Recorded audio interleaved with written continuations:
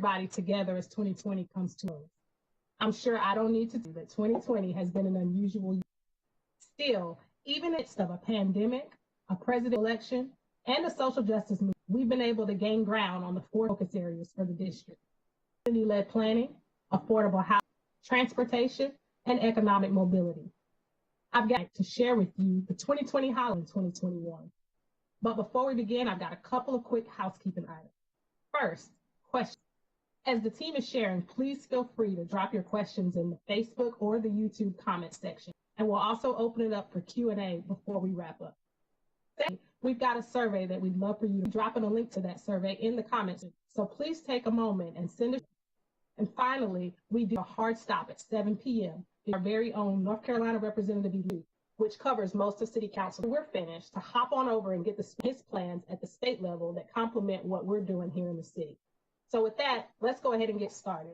We'll kick it off with Sean Heath, who will bring you up to speed on COVID relief. Sean? Thank you, Councilor Watlington. I appreciate it. And good evening, everyone. We could pull up the COVID relief presentation. You can jump to the first slide with the pie chart and the bar chart. Wonderful. So as a very quick backdrop on this, in March of this year, the federal government passed the CARES Act. And the CARES Act was a $2.2 trillion stimulus package, which included many component virus relief funds.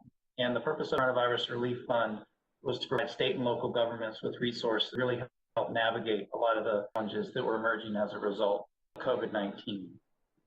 Councilmember Watlington and the balance of the City Council in the late spring time period evaluated how to really think about deploying the $154 million that the City of Charlotte received as part of the Coronavirus Relief Fund.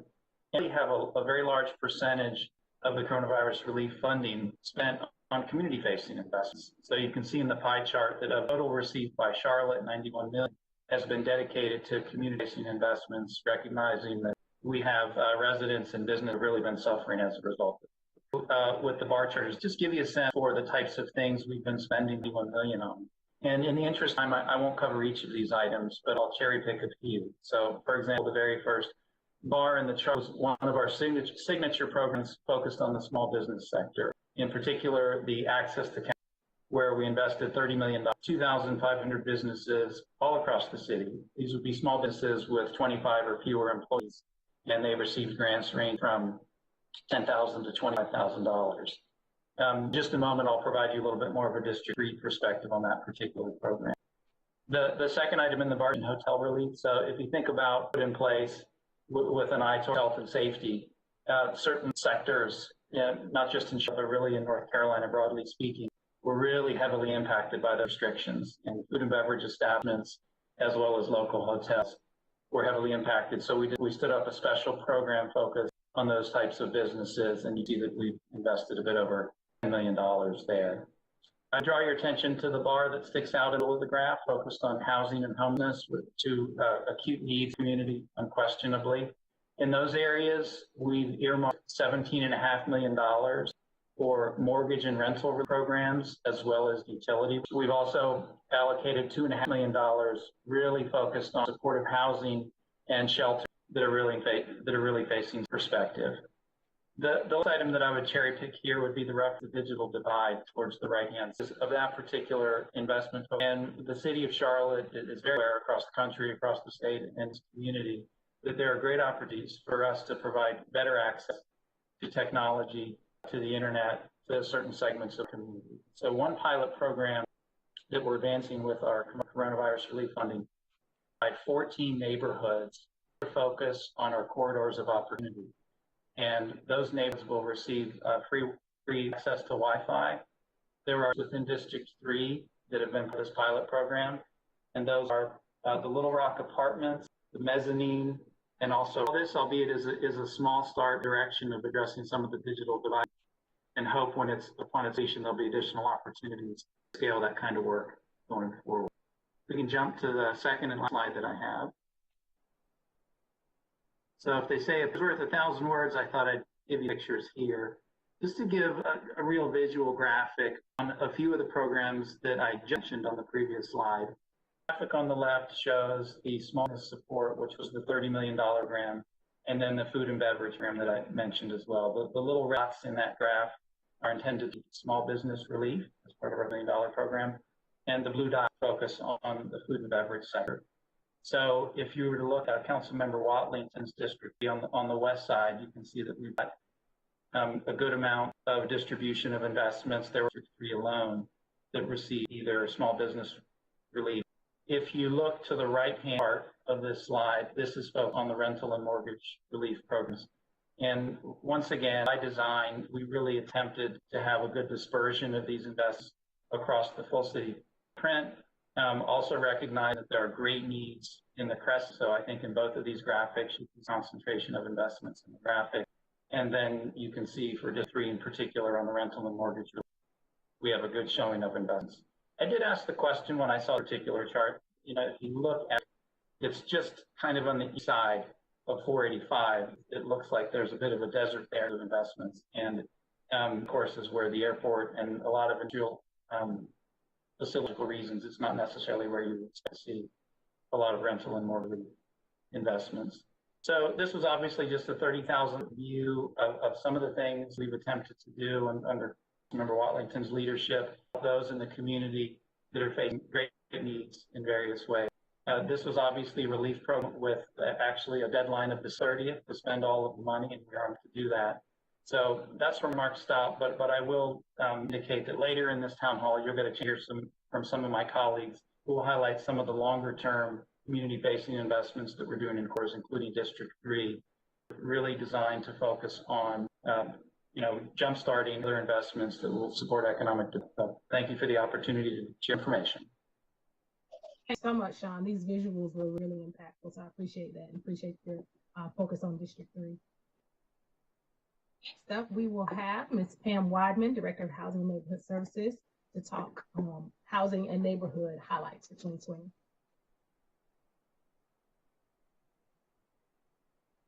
Thank you, Ms. Watlington, and thank you to the residents of District 3. And I will say good evening and happy going over the work from Housing and Neighborhood Services. So just as a reminder for some and for refresher for information for us, Housing and Neighborhood Services could 311 code enforce community engagement and housing services, each of these divisions. So if you could go to the slide for me, please.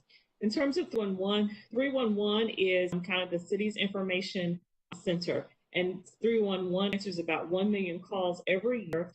For District 3 alone, from January 1 to December 15th, we've answered 51. Thank you for utilizing that service and for calling in where you have issues or concerns. In addition to what we do day to day, we often staff up for emergencies such as weather emergencies, and certainly we staffed up during the COVID-19 stay-at-home order. If you could go to the 301 also, just so you know that we're open every day, Monday through Friday, 7 a.m. to 7 p.m. So please continue to utilize that service.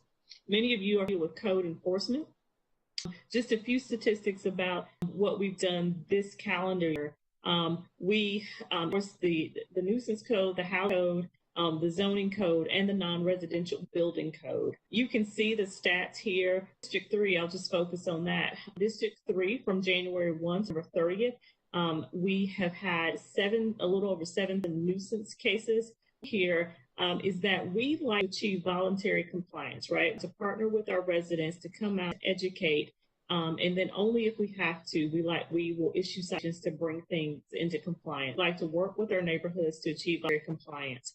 In terms of housing cases, you can see the numbers for District 3. We've had 365 January to November 30th. The zoning enforcement cases, we've had over 1,000 in District 3. And then for the non-residential building code, we've had about 16 during that period. I would also just remind you all that we had a code sweep on November 6th that was in coordination with our Quarters of Opportunity grant. You'll hear a little bit more about that program later on the presentation, so I won't talk long there. But code enforcement, our overall goal is to ensure the health and safety and the cleanliness of the neighborhood from a property perspective. Chief Jennings will talk about how to address nuisance from a people and more of a behavior perspective as it relates to CNPD. If you go to the next slide for me, please.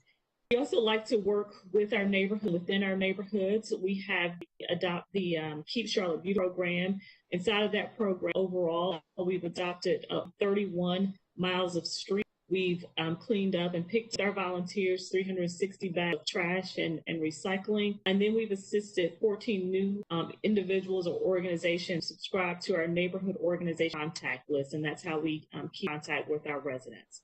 If you'll go to the next slide, it's been a very unusual year. We have over 32,000 in community grants that has come in the form of Little Free Pantries, virtual meeting grants, Keep Charlotte Beautification Care grants, and all of these are specifically in District 3. If you'll go to the next slide for me.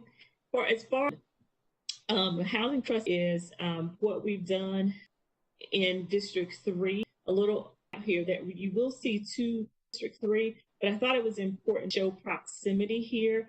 So we know that many of the areas in District 3 are changing rapidly. And so it is our goal through the Housing Trust Fund with the support of the bond funds to make sure that we have a high quality supply of community over a long time. And that's just not new affordable housing stock, so that people can age in place and so that people can also serve communities. If you'll go to the next for me, please. We don't only do new multifamily housing, but we also create home ownership opportunities. And again, I mentioned aging in place and staying in place. We also accomplish that through our housing rehabilitation program as well. And so within District 3, and again, you will see some development right outside of District 3, but I think it's important to show proximity to District 3. You'll see our House Charlotte, where we create affordable homeownership opportunities. So you'll see our statistics there. And at House Charlotte, those are down payment assistance programs where we help to create affordable homeownership through down payment assistance. The difference between the Charlotte program and the Community Heroes has been around for a while. And it serves households earning up to 80%. The Community Heroes program is a relatively new partnership with us, and it is a partnership through the Federal Home Loan Bank of Atlanta. And it's where it is purposely named by the Federal Home Loan Bank of Atlanta Community Heroes. And we serve through that program police officers, firefighters, school teachers, healthcare professionals, and supply chain professionals. And again, that is another opportunity for us to help create homeownership for households earning 1% of area median income to 120% of area median income. And if I put that, households earning based on $1,000 per year. The rehab program, again, we want to make sure that we can help people remain in place. So we do work there as well. And then a new program is our acquisition, rehab, and resale. So again, that is another way for us to preserve the existing housing stock. I'm pleased to announce that we're going to be doing if you could go to the next slide. Well, I talked a little bit because I got ahead of myself. That's a bit of a description on the Community Heroes program. So I won't hash that. But what I would say is to the right of the slide, again, you can see populations that we serve or the people that serve through that Community Heroes program in coordination with the Federal Home Loan of Atlanta. If you go to the slide for me, and I won't spend a lot of time here. He talked about the rent, mortgage, and utility relief that we've done. So you can see where if you'll go to the next slide for me. We also, while the county takes the lead on homelessness, ending and preventing homelessness, we are very much a partner in that. You see that we work with the women's shelter. We provide rapid rehab dollars for rapid rehousing and some services. We most recently partnered with A Roof Above to acquire a hotel. And then we also help provide deposit assistance for people who are transitioning out of homelessness. To the next slide for me, please. This is where I was going earlier. To our rehab, we're going to be starting work in the Revolution Park, that is our TLC by CLT neighborhoods, where we go in and we want to help residents preserve the existing housing stock. And this program was started several years ago by former council member LaWanna Mayfield. So just wanted to ensure that you guys understand that that is District 3 and that is one of your neighborhoods that we'll be working in. Go to the next slide for me. In addition, again, so we talked about reservation of existing housing. This will be new construction. Again, keeping with the council's desire to create a full home ownership. This is a property many of you have been involved with, where we are partnering with Habitat for Humanity, over 8 acres to build 47 single-family homes that will serve those households earning between 30% of the area median and 80%. One of the things that was really important that we heard from residents from District 3 is really needed to work with Habitat on the design of their home. So there's been lots of rental involvement to do that. And you can see some of the renderings of what the homes will like. If you'll go to the next slide for me, please. Information, but I'd like to share my contact with you if you have any questions or if you need to reach out to me post this meeting. Thank you for that. Thank you, Ms. Whiteman. I do have a question here. Either you or Sean Heath can answer in regards to the CARES Act funding. It says that I've seen that the federal government is close to approving a new stimulus package. Is there any indication as to whether municipalities will receive the CARES Act funding as part of that package?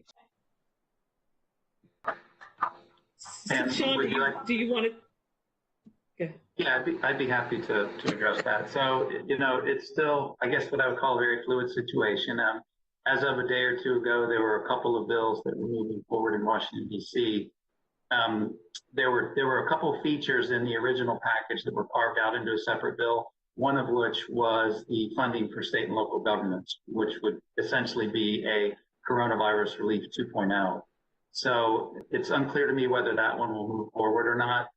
You know, this has been moving around in an unpredictable way for many weeks and months at this point. I think the good news is if we do receive money, we will be ready to activate on it because of the great work of Pam Weidman and her team and Tracy Dodson, who leads up the city's economic development efforts. We have these wonderful programs that have already been put into place with various community partners. So we can very quickly deploy money into the community if the federal government decides to send a little bit more our way.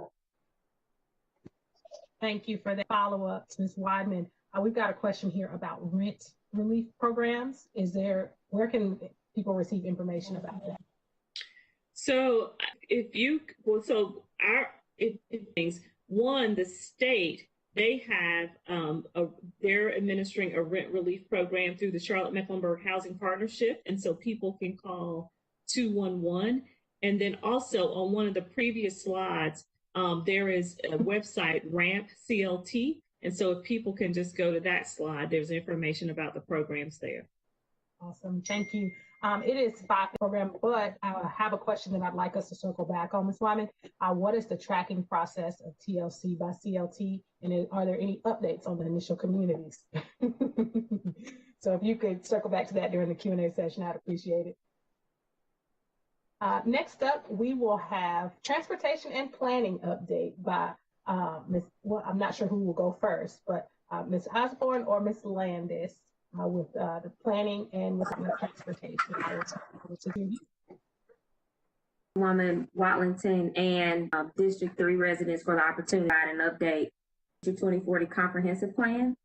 I also wanted to know that I'll be sharing time with Ashley Landis, a colleague from Charlotte, DC. She'll be providing an update on transportation projects in areas. So what is the comprehensive plan? The comprehensive plan is a shared vision for growth and development. It will also provide guidance on how to make more equitable communities and equitable public investments in our neighborhoods. So we started the process with a lot of community engagement, which is paramount to a process like this. We've been asking ourselves and the community a simple question: who is not in the room? And so we built our engagement strategy around target audiences while continuing to engage the broad community. And here are some of the things we've heard. The plan needs to disparities and inequity, create more places that are accessible for neighborhoods that are more walkable and bikeable, create more housing opportunity. Ms. Wyman talked about her work. The plan supports a lot of that, and also expands on those ideas about creating diverse and inclusive housing in our community. And a lot about creating safer and more accessible transportation infrastructure. just more options of how to get around the city. And so this is the foundation from what we heard from the community. So these voices are the foundation of the plan and are captured in these guiding principles and vision elements within the plan. If you are following the planning process or reading the plan document, you'll notice these themes are thread throughout the entire document, especially the focus on equity. When we talk about equity in plan, it's not just the disparities around race and income, but it addresses the inequities between people of different abilities, access to goods and services, investments in major infrastructure. These 4 guiding principles became or have the foundation for the plan, the 10 plan goals and ideas that are the framework for the and what we heard from expressed by the community. And they're organized into 4 big categories around mobility, our neighborhoods, health and environment, economic resilience, opportunity. Some of the big ideas that are talked about within the plan document are around a robust network of gardens to support around a 10-minute neighborhood where residents can get to essentials and services within a 10-minute bike or transit ride. The neighborhood diversity and inclusion goals about expanding the opportunity for diverse housing in our family neighborhoods. And we heard a lot about, as we go in the community, and goal number 9, how do we retain our identity and charm? Those things that make Charlotte great and set us apart from other cities. What kinds of goals, programs, and policy we put in place to actually help Charlotte stay unique and compare as we grow. Next slide. Next slide.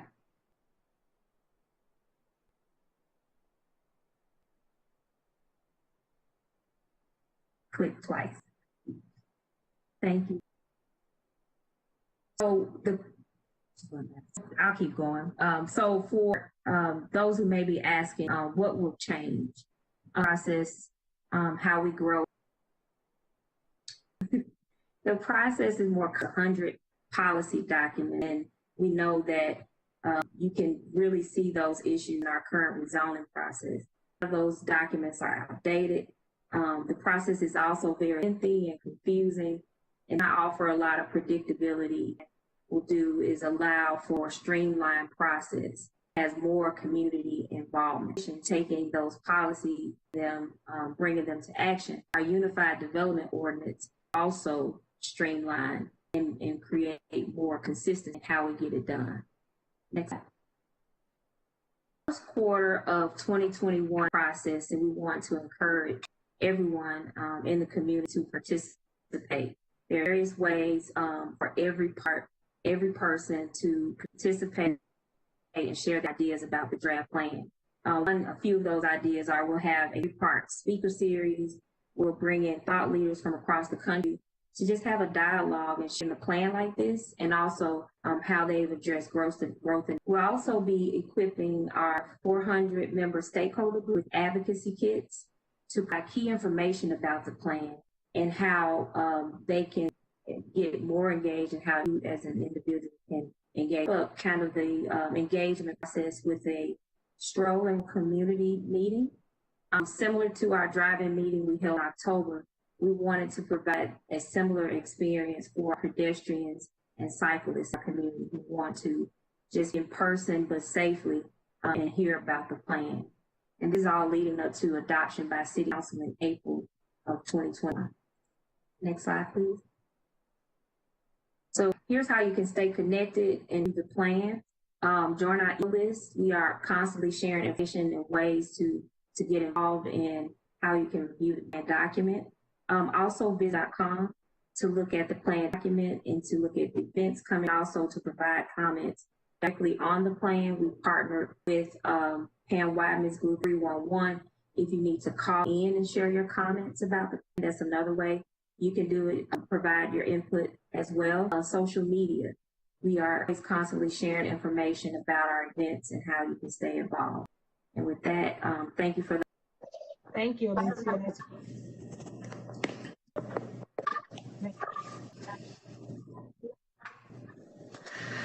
Good afternoon, everybody. Councilmember White, for having me here. I go over some transportation project we have going on in District 3, as well as some that we have recently on the ground. This map has a lot on it. I hope from this map you can gather we have a lot going on in this district. We have a lot of different projects, a variety of projects. If you look at the vision, you can really tell how we're trying to really think about all facets of transportation, not just focused on the motorists, but also bike and pedestrian projects, traffic signal projects, and the street lighting improvements. So the next slide, if you can switch over to the map, I've got a list of all of those projects that you just saw on the map. Again, you'll see that there's a great deal of variety there through bonds. And so walk program funding, our bicycle program funding, there are quite a few of our comprehensive neighborhood improvement program projects in this. Those are typically named bond projects that really be funded by those smaller programs. And then lastly, NCDOT has quite a few, spent a ton of money on Sure and Charlotte, so they're a great partner for us to get things on the ground and work. So the continuation of those projects, these are going to be your street lighting and traffic operations. This district in particular, we've had a significant amount of street lighting projects that are unneeded. So this is really important if it's safer for everyone, all users, as well as trying to sync up some of our traffic signal operations. So go out there and install new one that allows all our signals to be connected together, and it really helps make our infrastructure more efficient. Next slide. Quite a few projects that have been completed. These would be the projects completed in the last year. And we'll see again, lots of street lighting projects. We're really excited to get those done and off the books, as well as some intersection and slide. So here's a list of those projects that you just saw on the map, since you can't really tell exactly what those projects are from. So what's coming up next? So I mentioned all different ways that projects are funded, such as the sidewalk program and bicycle program and our comprehensive neighborhood improvement program.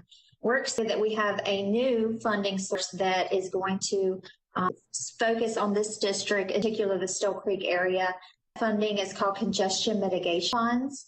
$5 million has been allocated for the Still Creek area. So far, we've identified 2 projects that we're going to be moving forward. That's at Still Creek Shopton Road West intersection and Still Creek Road Neely intersection.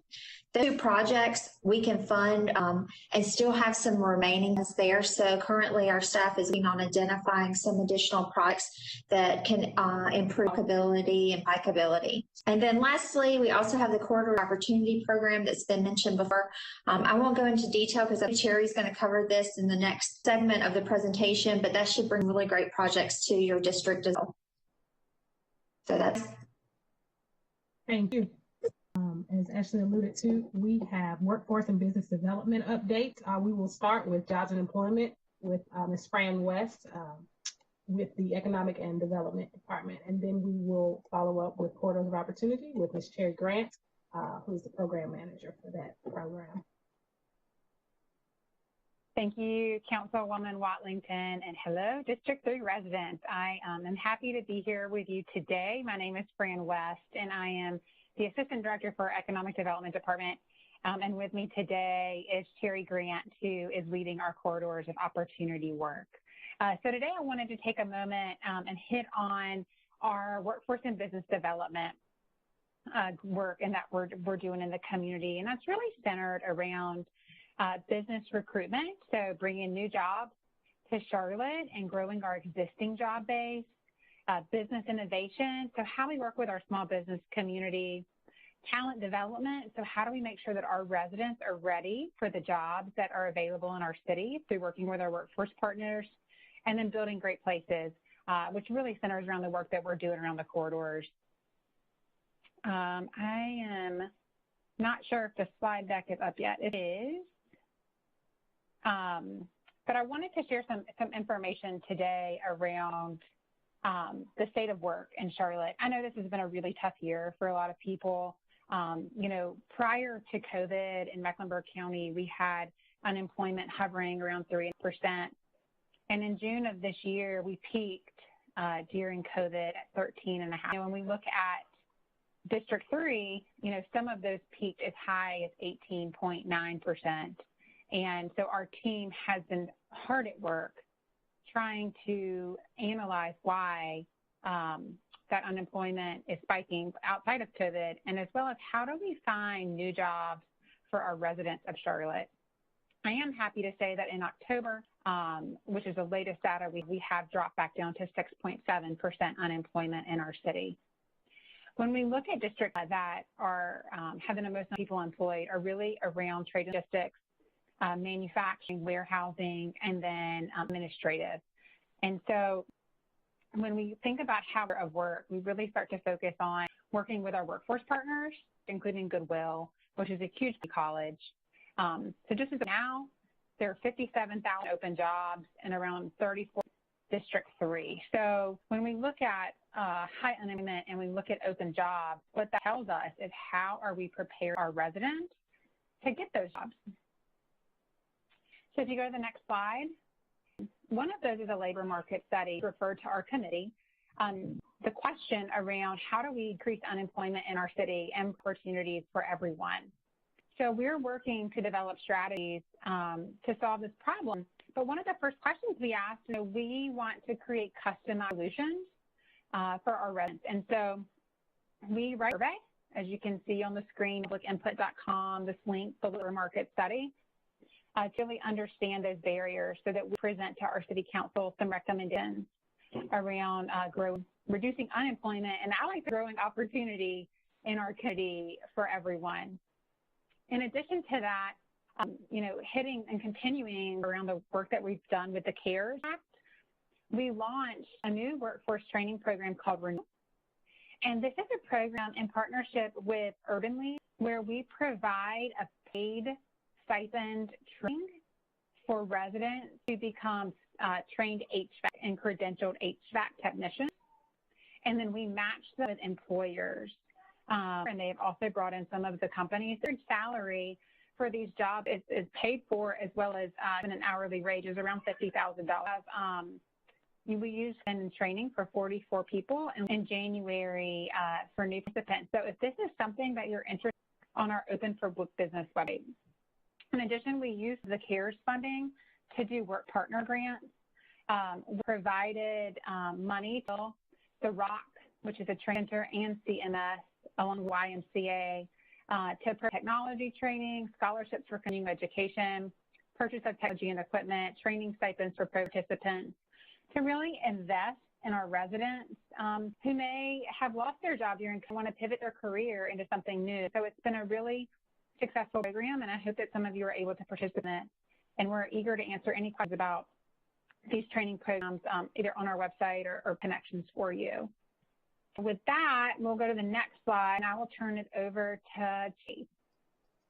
Real quick, just to be clear, the Workforce Development Program, they're currently accepting applications? Yes, ma'am. Awesome. Thank you. Well, hello to D3. Appreciate this opportunity to talk to you about the city's Corridors of Opportunity program. So throughout tonight, you've heard that word over and over and over again, corridors of opportunity, corridors of opportunity. So I just want to let you know that the program is a new from the city of Charlotte. The Charlotte City Council approved $20.5 million in this year's budget in order to 6 corridors within the city of Charlotte. And those corridors include Bale and Albemarle, Freedom and Wilkinson, the North Tri-West Boulevard corridor. So with that, we have a leadership team that's made up of the director from the planning department, the transportation department, economic development, to come together to develop a strategy in the city. We took a data-driven method to identify their corridor that we could invest in the city and capitalize. So based together with this new investment from the in a way that'll meet communities. Next slide. So we had to develop the approach. Every corridor within the city of Charlotte is unique and different. That right mix of investments in that area to make sure that we are really, so there's this wonderful process of taking the time to understand, working to that would address those community goals and the implementation to see that change really become a catalyst for the area that we're working in. Next slide.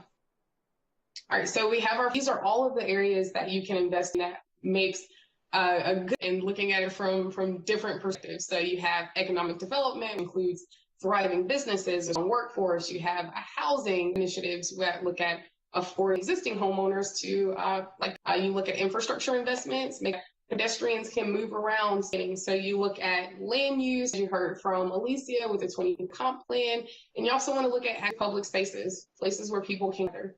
And then that other piece is community. So great places are made of great people. So you want to make sure you're engaging residents and also, next slide, please.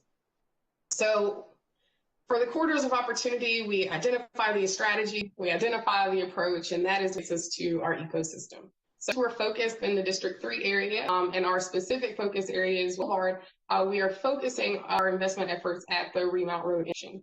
So I was asked typically to come with projects by the wonderful councilwoman. And we are supporting some public-private partnership opportunities on the core, especially at the City West Common, where you may or may not have been able to participate in the Street Eats program. We have some commercial kitchens that are coming online. We've also provided support to Mr. J Pizza. In addition, at a West Boulevard kickoff event, you may or may not have heard of the support that will be given to support the West Boulevard Neighborhood Coalition, as well as Three Sisters Market, especially in support of phase 1 of bringing to fruition. From a housing perspective, we anticipate to support Side Land Trust. In addition, the TLC by CLT program is taking place in Revolution Park. From the planning department, we have multiple placemaking initiatives, but specifically, we recently had a public space master planning workshop, and that workshop will inform how the city is able to invest in public and activating public spaces in the country. We also had the Street Eats program, which was a small taste at what public space activation looked like. Transportation, our major project for the West Boulevard corridor will be an intersection enhancement. This one will be special because not only CDOT really coming up with a design for pedestrian crossing, landscaping, but we in our planning department and see how can we activate those 4 corners of the intersection to highlight the culture and the character. And so last but definitely least, we look at community safety, right? The people. So as Sean mentioned, we have free public Wi-Fi that'll be offered along the West corridor. And also we are upping pedestrian scale lighting. Next slide. So our focus is at the intersection of Remount Road, and we also have an intersection. So this is the strategy at work. You can see on the screen, the light green items are things that are pre-existing, things that are already taken place. And those dark green items, things that we're doing with our corridors of opportunity. So as I mentioned, there have been grants, which are our business matching grant program provided to City West Consulate, the only consulate in the City of Charlotte. Whoop, whoop. In addition, we have our intersection in hand that will include some placemaking pieces. And we also see our upgraded intersection. We'll also have our intersection improvement projects, as well as improving, particularly under the I-77 bridge. If you've gone under that bridge at night, you know that it's very, very dark. It is one of the only unlit bridges in the City of Charlotte, so that will be addressed with the Corridors of Opportunity program. But as you look at all of these individual pieces, this with our leadership team and looking at all of our focus areas, we try to leverage the timing of all of these investments, but also just kind of realizing that there's an extra piece that can be done, like we'll see, add in that planning to really amplify the work and amplify those investments from a private perspective as well. That's what we're doing with our corridors of opportunity. So just in case you're interested, the total commitment for the Boulevard area right now, corridors of opportunity, is a little $1 million. And at the top of your screen, see a breakdown of what does that look like from transition, economic development, and planning and placemaking. But there's still a couple of things to come. So we have our public space, mastering an additional $50,000 to do placemaking projects along the West Boulevard corridor. In addition, we're coordinating with CAT. So we need some new bus shelters, West Boulevard, or some new bus stops. So those things will be coming down the pipeline and also funded out of our Corridors of Opportunity program. And the public that Sean mentioned, you should see those things on before the end of the calendar. So that's just a small, brief update about our Corridors of Opportunity program. And in the interest of time, I believe that is the end of my presentation. So thank you so much for your time this evening. Thank you so much, Terry. We do have 2 questions, but I will hold them for our question and answer section. So make sure in the head portion in case people need to slide out. So with that, I would like Chief Johnny Jennings from the CMPD to please talk with us a little bit about violence reduction. We started this year with violence reduction as a key strategy out of the Safe Communities Committee. And as we look to 2021, we really want to take the next step with that. So I'd like the Chief to please give us a little bit on what our plans are going forward into 2021. Yeah, thank you, Councilmember Watlington, and thank you, District 3. It's a pleasure to speak with everyone today. And Cherie, thank you so much for the corridors of opportunity. I truly think that that's going to be the single most factor in my career that's going to impact these communities, particularly in those areas. I like the focus and I like the ownership that the city and the county have both come together and taken that on, and hopefully we'll see improvement soon. But 2020 has definitely been such a challenging year. And it's funny because I was talking today, I said, let's just hurry up and get this over with and move on to 2021 and let's hope for some better times. And the answer I got was, well, it can't get much worse. So we are seeing violent crime, and District 3 is not immune, nor is it an outlier, but the violent crimes that we've seen throughout the city this year have just been remarkable in the fact that we still have a lot of great work that our men and women have been doing in the police department. A lot of strings of criminal activity that we've been able to take care of, but yet we're still seeing, with all the efforts that we have with some of the things that we've done, we're still seeing a lot of the same circumstances, particularly with our young people, not just as at the receiving end and being victimized, but also as suspects as well. When you have a 15-year-old shooting and killing a 16-year-old, that's very concerning from my perspective in law enforcement, and probably some of the worst I've seen in my career. Some of the things that are exciting to me that we are looking at, and we saw that a lot of the things that went on earlier in the year, but what that actually did was gave me an opportunity coming in as a new chief to revamp and relook at how we police our community. And one of the things that when I started to look at what are my core 4 objectives that I want to take on when I became the chief, community collaboration was one of them that was at the very top of my list, because I truly believe, and I think that I've at least hopefully started to demonstrate that we have a responsibility to listen to our community, who gives us the authority to be police officers, to listen to see how they want to be policed as a community. So what do I mean by that? A lot of that means that your community being policed should be tailored to what your specific needs are. And what you're going to see here early on in 2021 are a couple of things that, particularly with we have what's called a CompStat, where our division captains have to come out and they specifically report of the crime that's going on in that area in their divisions and how they're addressing it. What are some of the good things, the success that we've seen in that area, and how are we collaborating with the community, all of that. We're going to take that out. I think the first one, I'm not sure which division, but the first one starts early January, and you're going to see that in District 3 in the divisions there as well, that we're going to have to do it virtually, of course, with COVID, but we're going to have community members that'll come in and take part in that, and they'll get to have input in that as well. And we've been doing the community roll calls, where I want our officers to get out in the community, have your roll call out in the communities, and invite some of the community members. So some of that has been kind of restricted with COVID as far as the inviting people, but you're going to see more of that coming along as well. So I'm excited about some of those changes as far as getting involvement, and you've seen some of the with the 8 Can't Wait campaign that we've been that we worked with Campaign Zero as well, to make sure that we did everything we could to ensure that we were going to be compliant with all 8 of those, and we've done that.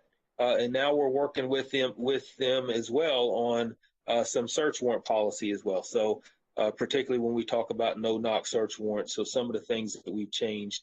But with that, and I don't have time. I don't want to take up all the time, but my core 4, and I won't go through all of them: community collaboration, employee wellness, professional accountability, and another one is crime management. That I'll kind of jump in a little bit with that. With crime management is I want our officers now to be thinking, what is the end goal that you're trying to accomplish when you get out with someone who might have say a crack pipe or something, a misdemeanor charge, some paraphernalia. Are we accomplishing taking that person to jail, spending 3 hours in jail with that individual to process him or her, and only to get that person into a cycle that they may not be able to get out of financially? And then then they can't get a job. They can't, I mean, there's a lot of things that go along with that. So if our officers start to process that more and start to think that maybe there's an alternative here, maybe there's some treatment that drug treatment programs, and I've had some very good conversations with our district attorney as well on how do we make sure that the people that we encounter like that, we get them help and keep them out of that vicious cycle that eventually leads down to more serious crime. So adult diversion programs, another thing that I'm looking at that we can utilize, but and also within the crime management, you heard a lot about nuisance abatement. The number one goal there is for compliance, for better quality of life in the neighborhood, and that's a tool for us to use to be able to get that. Again, I don't want to take up too much time, but I did want to highlight some of those areas that I'm looking at under my administration. And again, I'm excited about the changes that we're going to start seeing. And our officers did a survey with them, and they're looking forward to change, and they realize that it's time that we need to look at other alternatives and ways of how we police our community. So I appreciate the opportunity and the time to speak with each of you. Thank you, Chief. And let me just say, I certainly approach that you've been taking since you come on board this year. So looking forward to continuing that partnership. Thank you. Thank you. Last but not least, Mr. Tyrone J. Buck, our assistant city manager, one of our assistant city manager and director of our planning department. I'd like to spend time going over what we are looking at it as it relates to mobility. Real quick, in the chat, can community members come in the program? Absolutely. If you will hit the link for you to comment, so you can go it's right in there for you to give that input, or you can always email me at victoria.watlington@charlottenc.gov. Councilmember Watlington, good evening to you. Good to be here. But we know that this town hall will be together in person. But, everything that we touched tonight, one way or the other, in one form or the other, touched on safe and equitable mobility. So whether you are talking about congestion or traffic intersections or, even time management, a lot of these have to do with making sure that we provide a safe for people to move about, including our residents, but also agencies to move around. You're riding a bicycle, you don't have to spend half looking behind you. If your is going to hit you or you're going to spend much time at an intersection. We talked about providing opportunities for placemaking, but also to make sure that people are able to access and well lit. So everything we've talked about tonight has actually have to do something with mobility. So over the next several months, we're going to be hearing a whole lot about transition and mobility network. As we move forward, how can we make this better? How can we make sure that invest in one mode of moving or in multiple modes? For example, screen, looking at improvements to improve congestion. And we see those areas that are in light blue rated. Those are the three areas where we have the highest level of congestion, South Charlotte or University area. The thinking those areas will continue to grow. More people will continue to move. And so how can we make sure that we reduce pedestrian fatality? We mitigate congestion on our roadways. And if people are going to come to drive, it's done in a smart way. So this transformational mobility net is about how can we really move some of these opportunities. But it's not just roadways, it's also about bus network. And the next slide talks about that. And if we were to, what we do today, 80% of our riders today, between pretty much any day of the week, 80% of our riders will depend on a bus to take them somewhere. But most of them will hesitate using it because if it's going to take two transfers, it's going to take too long to get there, they look for alternatives. So how we not only in our road network system, but our bus to 10, 15 minutes between buses, that you don't have to wait 5 minutes or have to come all the way uptown on the next bus to get to where you're going. This is about improvements in our bus network. And in some areas, even providing pretty lanes, excuse me, for buses to move around. The next one is our greenway system. So talked about transformation and mobility network into roadway, bus system. Then the next slide is our greenway system. So some of you are familiar right now, especially on South End, where you have Blue Line and you also see trails, kind of right next to the Blue Line corridor. Having this all throughout the city and all that we are looking at making towards West Side in the future, because there are some people, this is really what they define as quality of life, the presence and availability of trails, and how they can really connect with family members or even recreate themselves before work, and really to connect also with nature. It's very important. The next slide about another mode, and that's a bicycle mode. There are still people who, about 250,000 or so people in Charlotte do not have access to vehicles and do not drive for one reason or the other. But most people have bicycles. They to really move around using the bicycle, but people often hesitate using it if it's safe. So how can we hand our bicycle network? Investment in this for the next several years will actually create an environment where people have alternatives. So they don't necessarily have to drive. They don't use public transit. They can at least bicycle to where they're going. And then the next one is about pedestrian accessibility. Sometimes this is really the barrier to being able to live good quality of life, either because the sidewalk is wide enough or the sidewalk is not present at all. So when you look in the 3, if we are going to invest in this transformation and mobility network, it's really about improving those first mile, last mile connection. There are a lot of people in District 3 who rely on wheelchairs to get to where they need to go. How can we make sure that they're treated well, just like we treat people who are physically in wider, better sidewalks for people to be able to connect to where they need to go? And then lastly, see the rail piece, where we're very familiar with the Blue, and I've made reference to it tonight. But if we were to invest in this transition and mobility network, it's in another 90 miles of rail service to the 20 that we have today, whether it's tending to Pineville line going to North Mecklenburg, the Silver Line coming from Wilson on the west side. If we do that, that will actually help, connect people, because we also have the Gold Line from the Ford Road all the way to Eastland Mall here. If we invest rapid transit system, it connects with jobs. It definitely connects people, opportunities for them, even if they don't use it to go from place to place because of so many states. Obviously, my last slide tells the story that's obvious to all of that is the Silver Line, which will be part of what I just showed you. And when you look Silver Line, a major part of it goes to West Side through District 3.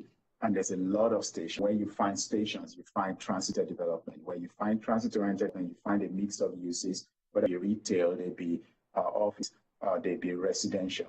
There's a concern, obviously, that this result in gentrification and displacement. If we were to invest in this transmission and mobility network, part of cost will be how do we make sure that protect people displacement, and how do we make sure lessons that we learn from the opportunities that we missed with Blue, we do not miss that same opportunity.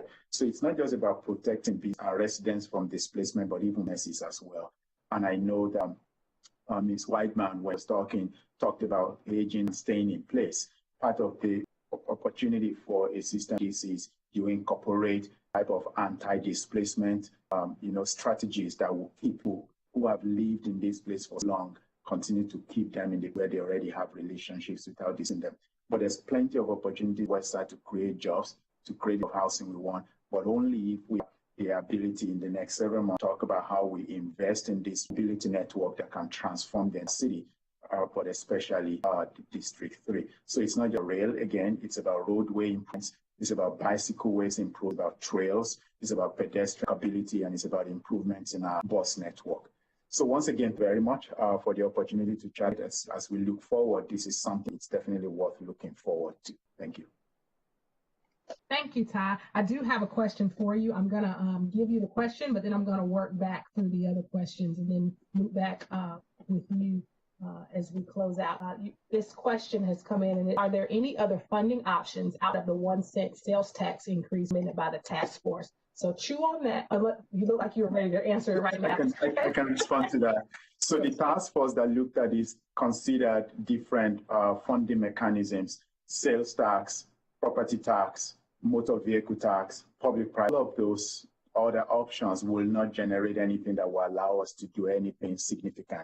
And we know that by polling that we want, that people do not like property taxes increase, especially low income homeowners. The impact on them is tremendous. Sales tax, we are able to aggressive nature of it, such as have to pay it if you buy medicine or medication, or if you buy groceries. And how can we continue to do that forward? So the idea behind that 1 cent for mobility is that you can actually use 400,000 more people to operation, and therefore be able to spread it over more people over the life of the 1 cent sales tax, which is about 30 years. So there are other options, but they just don't generate.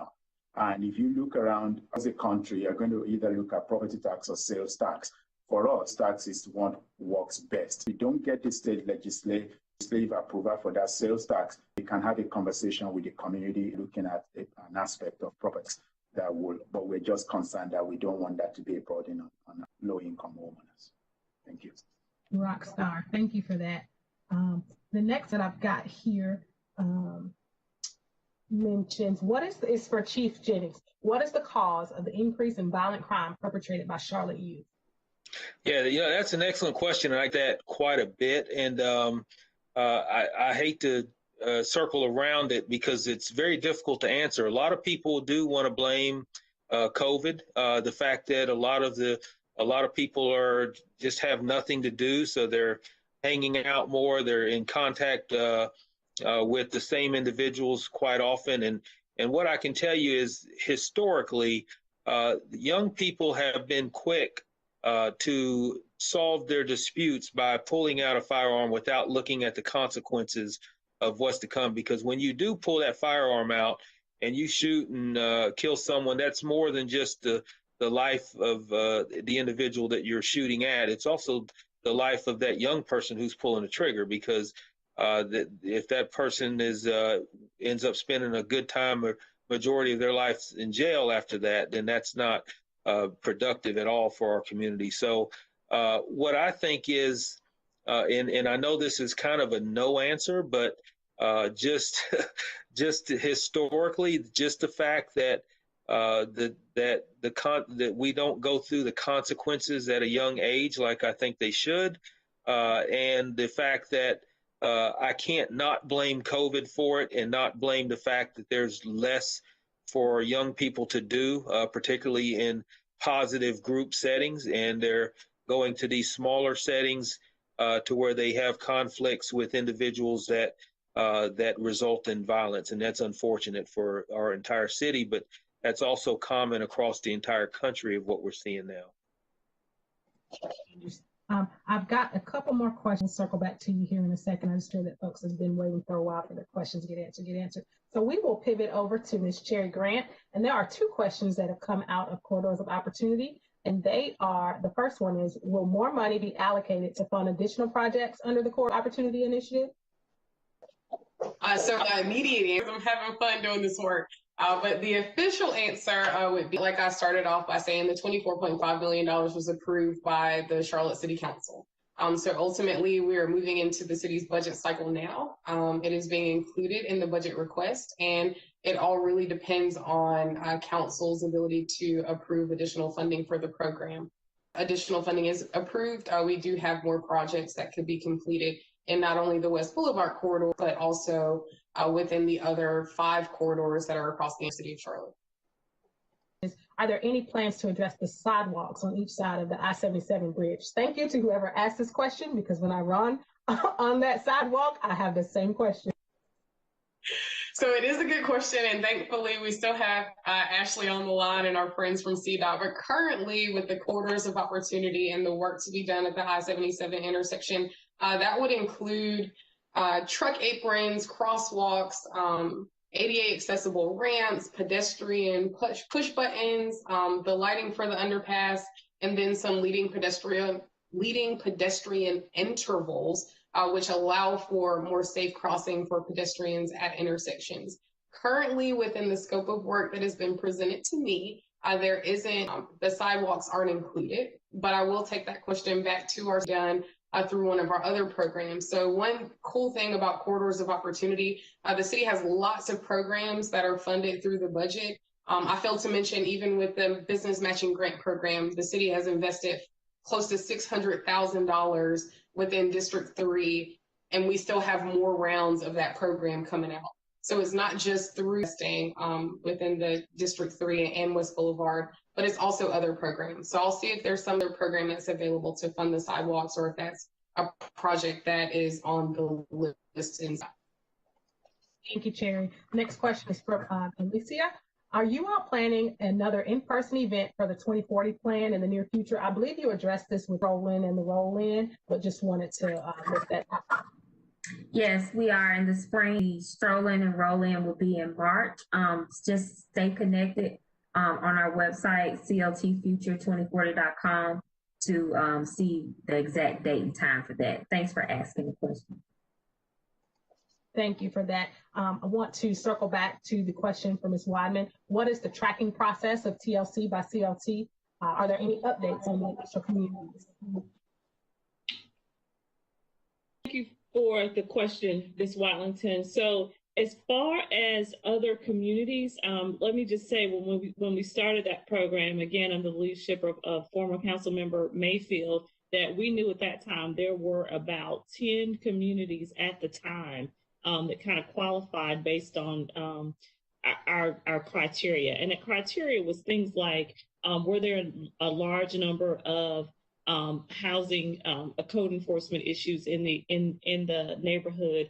Were the houses along a major a thoroughfare, I believe it was. And so what we really wanted to do, the basis for the program was, we still have our Safe Home program, which I'll talk about a little bit more, but we really wanted to do kind of wholesale neighborhood revitalization in homes. We also knew that there were a lot of homes that were ownership, and we started with people who own their homes, but we also knew if we really wanted to make a wholesale improvement in the neighborhood, that we also had to look at kind of rental homes. And so we knew that there were a number of neighborhoods. We started with 2, we moved over to the next 4, with the next 2, which Revolution Park is 1.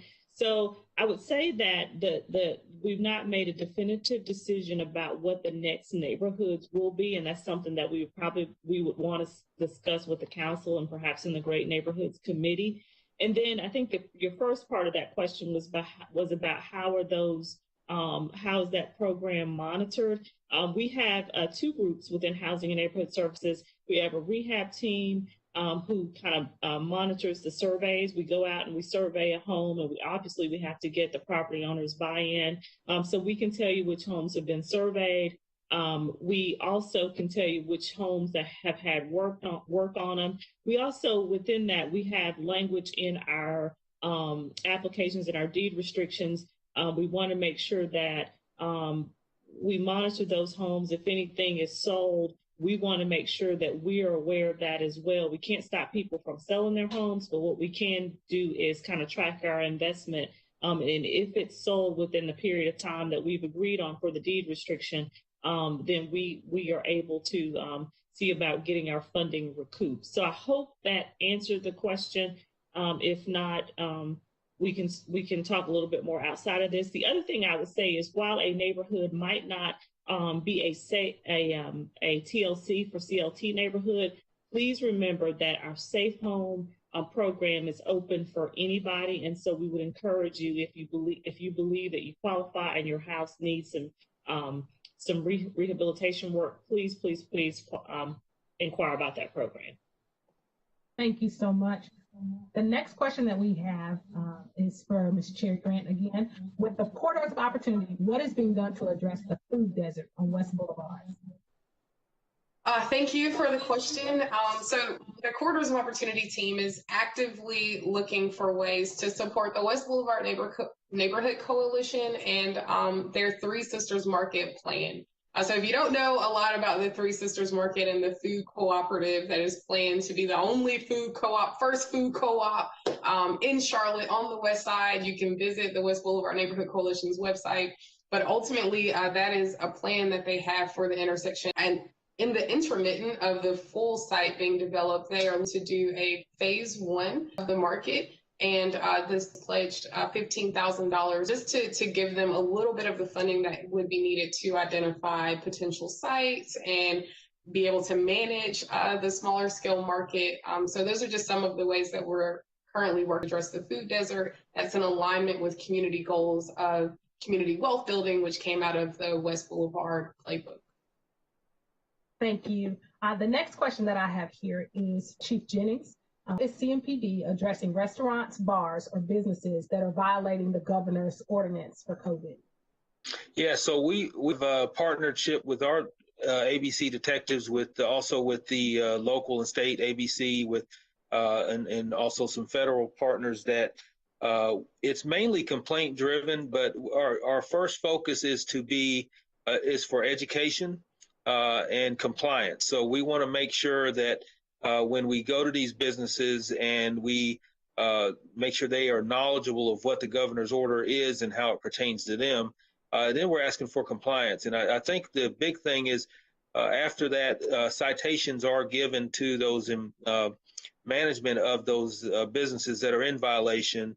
And I don't have the number directly in front of me, but I'm really surprised at how many citations we've issued. I know it's a very large number that we've been out, but our folks are out there on almost a daily basis. And when complaints come in, or they've even done spot checks to make sure that these businesses are in compliance. So it's a very heavy task. It's resource intensive, but I think we're doing as much as we can to try and keep these businesses and bars and all of that in compliance, so that when it is time to move forward and open up, that everyone can be safe and be ready to get back into business. Well, I got you, Chief. I know one other topic that has been heavy on people's minds is drag racing. Can you speak a little bit about that? Yes, I can. We're challenged with trying to be in a lot of different places at many different times, and particularly with the I-485 that we've been dealing with. And I have a team that I've put together when a lot of this started to address that. And we have literally written over the course of just a few months, just thousands of tickets.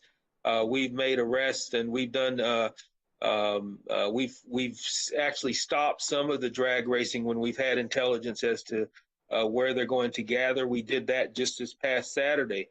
As a matter of fact, that there was a group, and some of them I think came in from out of town, and we were able to get on that quickly. We knew where they were going to gather, and we were able to stop that from occurring. But it's a challenge for us, because a lot of times when we get those calls, by the time we get there, they're gone, and I don't have any resources to be able to just station people at certain areas and just wait for this to happen. But our partnership with the Sheriff's Office, the State Highway Patrol, and other agencies, that we've been able to I think at least send a message out there that we're going to enforce this. And the complaints have kind of slowed down, and I want to make sure we keep making progress on that.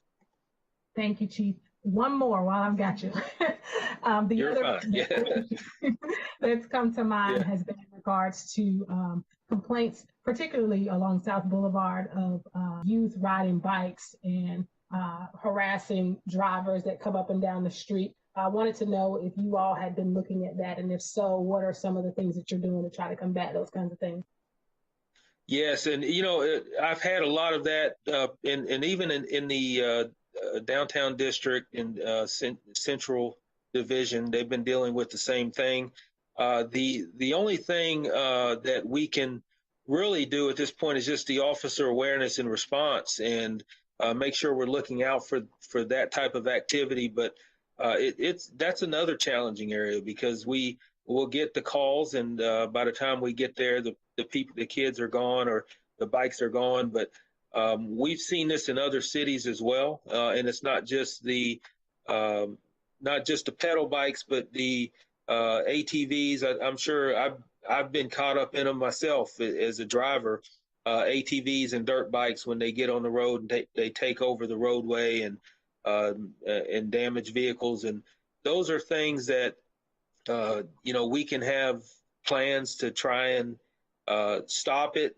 However, they still occur and they still get away. It's too dangerous to get out when you start talking about motorcycles to get out and chase them within heavy traffic and things like that.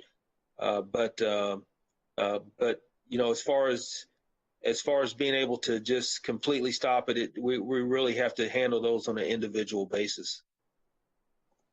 Good. Thank you for that. Well, we are 5 minutes before the hour, and so I'd just like to wrap up by saying you all can see and hear that there's been a lot of work going on, and there's a lot of things that are in the pipeline for 2021, and nobody can do it all alone. No organization can do it by themselves. So I just want to invite each of you to partner with us, join your neighborhood organizations, get involved with some of the opportunities here at the city. And so in that vein, I'm going to ask each group that has presented to very, very quickly highlight any upcoming opportunities for citizens to get involved.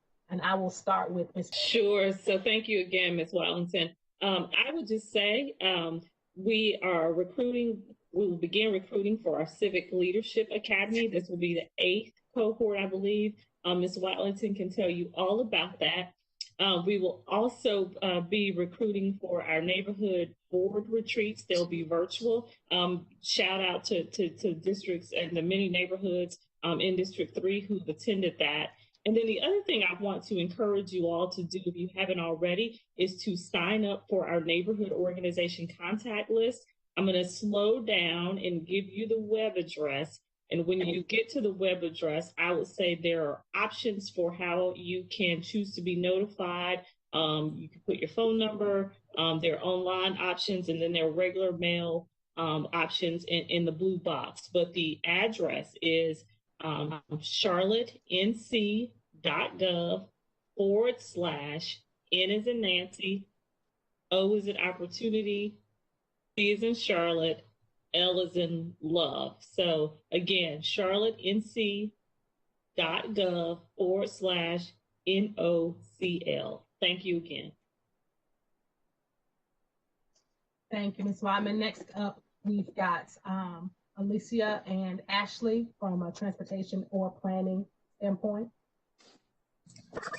I just want to encourage everyone to continue or get involved in the planning process. This is where we established a policy for how we grow and develop. So many of the things that you're experiencing today were thought about 20 years ago. So this process is really, really important. Follow us at cltfuture2040.com. That's our website. You can view the plan and sign up for our email list and follow us on social media. But the plan is not done and we still need input from you. Thank you. Thank you. And I'm not sure it's still offered, but I just want to share a quick story. My light bulb moment for really understanding that if we want to get different results in our community, we've got to design our way out, happened at the Community Planning Academy. I'm not sure if it's still through the planning department, but I just wanted to put that out there. So thank you all for that work. Ashley? So I share with you guys a list of all the active projects in your district. Those can be found on our website. So go and search and see what all projects we have going on in your area. And when you go to those project pages, there's a link there on all of those that say notify me. So you can sign up. So anytime there's changes made to the website to update the progress of the projects, or if we hold public meetings or we're soliciting feedback, it would all be linked to that website. So I would encourage everyone to go and click that notify me button so you can stay informed about all the projects in your area. Thank you, Ashley. Next up, opportunity with Cherry. All right, so I'm also going to talk about the workforce. Please take the labor market study. If you take it, tell your friend to take it, tell your neighbor to take it. That's how our decisions are made in the city. In addition, if you're interested, make sure that you sign up for the Renew program, which both of those can be found on Charlotte Open for Business. And then from a corridors of opportunity perspective, I will put on my old community engagement hat. To Pam's point, sign up for NOCL, be a part of the Civic Leadership Academy, sign up for notifications from the planning department. All of those things filter into the corridors of opportunity and the projects that are selected. So be active, get your voice out there. Thank you, Gary. Chief Jennings? Yeah, three quick things. Very exciting going on, particularly if you haven't already, sign up for the CMPD app that puts our police department on your phone and at your fingertips. So gives you all the information that you could ask for within our agency. Also, something else exciting with our Safe Outcomes program that we have, that you can actually sign up a loved one who might have some mental health challenges that are very important, that if police respond, that it gives us that opportunity to know what's going on before we get there, so that we can hopefully provide exactly what it's called, safer outcomes. And so if you have someone or you know someone, please pass that along and encourage them to sign up as well. And then lastly is just get to know your division. There's going to be, get to know the captain in your division, because we are focusing our attention on what the needs of the community are, and we can't do that if we don't know who you are. So please make sure you reach out and make that effort. So very exciting things going to be happening in 2021. Thank you. And thank you, staff, for bringing your updates and all the hard work that you're doing. I also want to encourage you, if you have not, download CLT Plus. It's the 311 app on your phone as well. Lots of great information there. Again, thank you. We will this town hall if you want to watch it again, as well as the presentations on the City of Charlotte Councilmember Watlington page. So you'll be able to refer back there and follow-up email where you'll be able to access the links for the survey and things of that. Much for your partnership. I'm Councilmember Watlington at charlottenc.gov. Happy holidays. Thanks so much.